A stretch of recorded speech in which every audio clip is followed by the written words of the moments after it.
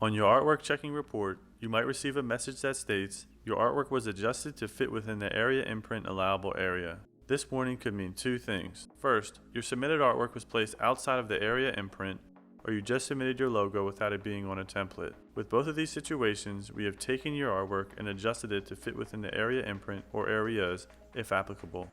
Here's an example of our full imprint option. With the full imprint option, you can design anywhere on the template. When designing on our templates, please keep in mind where the template lines are located. Anything outside of the gray safety area may be cut off, stitched into, or covered by hardware on the final product.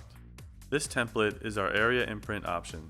You can only design in the areas that are not covered by stripes. Anything that is located in the striped area will not be printed.